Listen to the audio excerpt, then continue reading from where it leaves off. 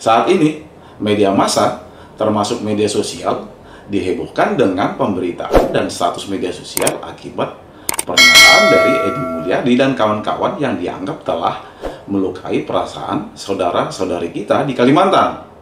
Cara penyampaian ketidaksetujuan atas kebijakan pemerintah yang melakukan perpindahan ibu kota negara tapi menyatakan kalimat bahwa Kalimantan merupakan tempat jin buang anak, ada juga kata-kata monyet dan lain sebagainya, itulah yang kemudian memancing reaksi keras dari berbagai pihak, terutama masyarakat adat Kalimantan, karena pernyataan Edi Mulyadi dan kawan-kawan dianggap sebagai ujaran kebencian atau hate speech. Sebelumnya, Ferdinand Huttayan, mantan politisi dari Partai Demokrat, juga dilaporkan kepada pihak kepolisian karena diduga melakukan ujaran kebencian atau hate speech yang berbau sara di media sosial.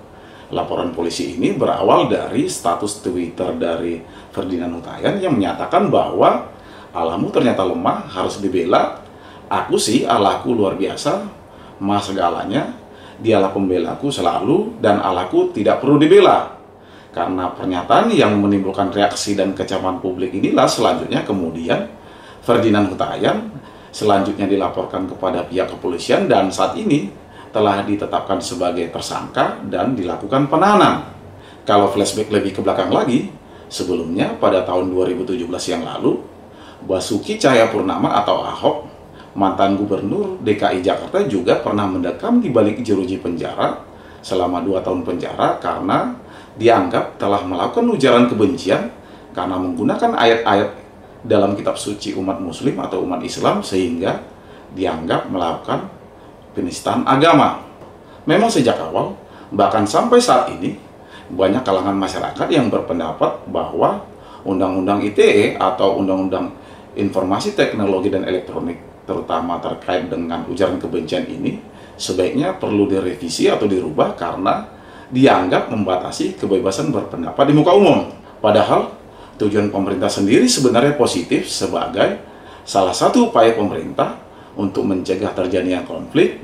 permusuhan, kerusuhan, atau perpecahan akibat kata-kata yang dianggap provokatif yang didasarkan pada isu sara di tengah-tengah masyarakat karena adanya ujaran kebencian atau hate speech.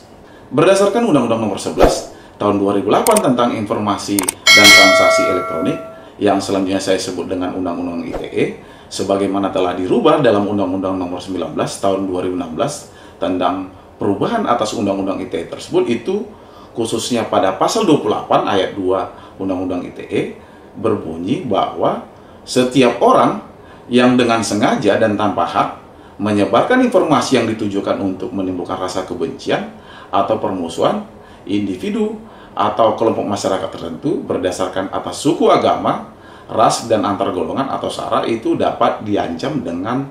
dugaan tindak pidana ujaran kebencian atau hate speech. Karena tidak bisa dipungkiri kalau isu sara di Indonesia masih merupakan isu yang cukup sensitif sehingga pasal ini diatur dalam delik formil dan bukan delik material.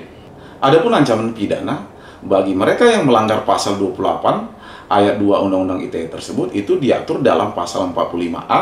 ayat 2 Undang-Undang 19 tahun 2016 yang berbunyi, setiap orang yang dengan sengaja dan tanpa hak menyebarkan informasi yang ditujukan kepada pihak yang dapat menimbulkan rasa kebencian atau permusuhan individu atau kelompok masyarakat tertentu berdasarkan atas suku, agama, ras, dan antar golongan atau sara, sebagaimana dimaksud dalam pasal 28 ayat 2 tadi, itu dapat diancam dengan pidana penjara paling lama 6 tahun dan denda paling banyak 1 miliar rupiah. Kalau berkaca dari kasus Ferdinand Huttayan dan Ahok, yang salah satunya dikenakan pasal ujaran kebencian berdasarkan pasal 28 ayat 2 Undang-Undang ITE, selain pasal penistaan agama, dianggap dengan sengaja dan tanpa hak menyebarkan informasi yang ditujukan untuk menimbulkan rasa kebencian atau permusuhan individu atau kelompok masyarakat tertentu berdasarkan suku, agama, ras, dan antar golongan atau sara, maka ada ancaman hukum bagi pihak-pihak termasuk Edi Mulyadi dan kawan-kawan yang apabila terbukti melakukan dugaan tindak pidana ujaran kebencian atau hate speech. Jadi,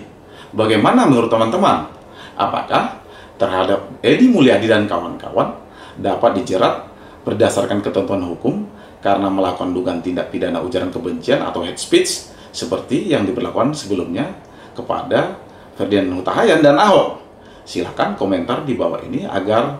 dapat menjadi bahan diskusi kita bersama. Hanya saja, daripada Edi Mulyadi dan kawan-kawan selanjutnya dihakimi massa